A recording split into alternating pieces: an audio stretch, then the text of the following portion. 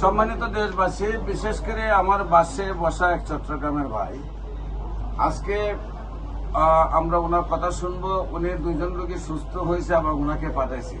আপনার নাম কি? আমার নাম মোহাম্মদ জাহিদুল আলম। জাহিদুল আলম, আপনি আমার কাছে কিভাবে এসেছেন? আপনার কাছে আমি দুটো লোকের রেফারেন্স এসেছি, সারা লোকেরা ভালো হয়েছে। তাদের বাড়ি কোথায়? তাদের বাড়ি আমাদের পটিয়া, চট্টগ্রাম। আপনার নাম? আপনার নাম? আমার নাম জাহিদুল আলম। জাহিদুল আলম। আপনার পিতার নাম? বদিউল আলম, মৃত্যু বদিউল আলম। মৃত্যু বদিউল আলম। আপনার গ্রাম?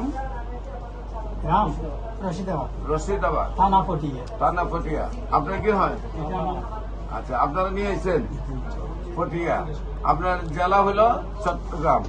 আচ্ছা, আপনি আপনাদের পাশে যে দুই রোগী সুস্থ হয়েছে, তাহলে কি আপনাদের গ্রামে?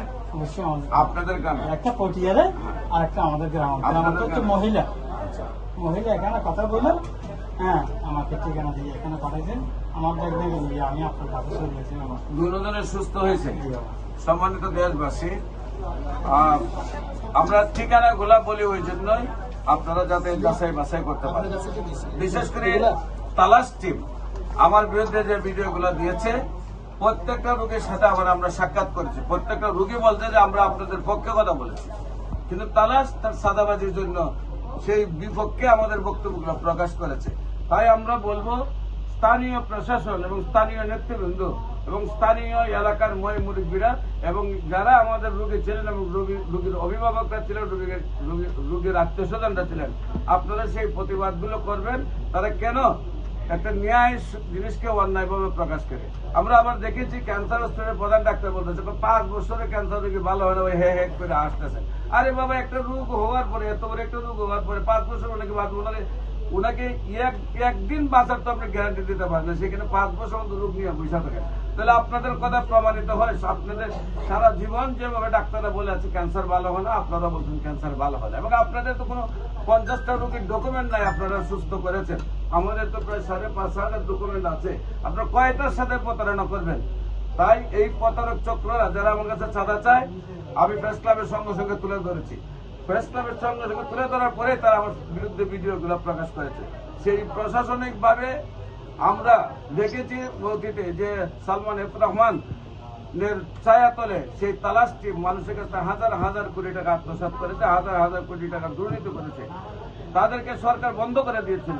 আজকে বিএনপি সরকারের দয়া তাদেরকে আবার মাঠে ছাড়ার পর তারা আবার দুর্নীতিতে লিপ্ত হয়েছে। আমরা চাই প্রত্যেকটা বিষয় তন্ন করে তদন্ত করা হোক এবং সেই তালাশ টিমে যেভাবে অন্যায় করেছে। আমি মিরপুর রোগী যেখানে বলছে আমি নিজে সুস্থ হয়েছি আর 10 জন রোগী পাঠাইছি। আমার মাতোয়াইলের রোগী যেখানে বলছে আমরা আপনাদের পক্ষে বলেছি, আমরা সুস্থ হয়েছি, সেখানে রোগীকে পুঁজি করে তারা আমার কাছে চিকিৎসা করে ভালো হয় নাই, সেই সব প্রচার করেছে। আমি বলবো ক্যান্সার গবেষক doctor SM. Sarwar YouTube, Facebook, Google, TikTok, ইনস্টাগ্রামে চার্জ করবে 5,500 মধ্যে রোগী সাক্ষাৎকার পাবেন যারা সুস্থ হয়েছেন। আরে বাবা, এক সময় আপনারা বলেছেন যক্কা হলে রক্ষা নেই, আজকে যক্কা ভালো হচ্ছে, আজকে ক্যান্সার ভালো হচ্ছে। আমরা বলছি প্রয়োজনে আপনারা এসে আমাদের সাথে সারাদিন থাকেন, 2 মাস ট্রেনিং নেন, আপনারা বলতে পারবেন ক্যান্সার ভালো হয়। আপনি গুজব ছড়াইবেন বাইরে থেকে, নিজেও পারেন না, অন্যকে সুযোগ দেবেন না, সেটা তো হতে পারে না। আজকে হাজার হাজার রোগী আমাদের কাছে আসতেছে কিভাবে? আজকে যখন আপনারা আমাদের বিপক্ষে কথা বলতেছেন, আজকে তো রোগীর সংখ্যা আরো বেশি বেড়ে যাচ্ছে। আমরা তো রোগী রেখে কভার করতে পারতেছি না। আপনাদের সেই অন্যায় মানুষ মাথা পেতে নেবে না, অন্যায় জবাব জনগণই দিবে। তবে প্রশাসনিক সহযোগিতা, সার্বিক এলাকার নেতৃবৃন্দের সহযোগিতা কামনা করছি আমি cancer specialist doctor SM. Sarwar. বিশেষ করে আমি রোগী দিকে জাতীয় মসজিদ বাইতুল মুকাররমের মেইন গেট আল্লাহ লেখা বরাবর বাইতুল ভিউ লিফটের 10 তলায় এবং 11 তলায় আপনাদের সবাই সার্বিক সহযোগিতা কামনা করে আমি শেষ করছি। সবাইকে ধন্যবাদ। আসসালামু আলাইকুম ওয়া রাহমাতুল্লাহি ওয়া বারাকাতুহু।